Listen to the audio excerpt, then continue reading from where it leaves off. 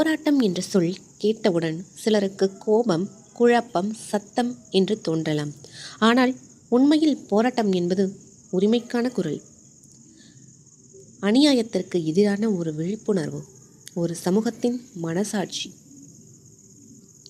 போராட்டம் என்றால் எப்போதும் வன்முறை அல்ல, அது அமைதியான முறையில் உண்மையை வலியுறுத்துவது. ஒரு மாணவன் கல்வி உரிமைக்காக குரல் கொடுத்தால் அது போராட்டம். ஒரு பெண் சமத்துவத்திற்காக பேசினால் அது போராட்டம். ஒரு விவசாயி தன் நிலத்திற்காக நின்றால் அது போராட்டம். ஆனால் போராட்டம் செய்யும்போது சில விஷயங்களை நினைவில் வைத்து கொள்ள வேண்டும். அது சட்டப்படி இருக்க வேண்டும். மற்றவர்களுக்கு தீங்கு விளைவிக்கக்கூடாது. அது சமூக நலனுக்காக இருக்க வேண்டும். உண்மையான போராட்டம் அழிக்காது, அது மாற்றத்தை உருவாக்கும்.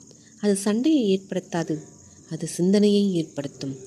அநியாயத்தை பார்த்தும் அமைதியாக இருப்பது தவறு.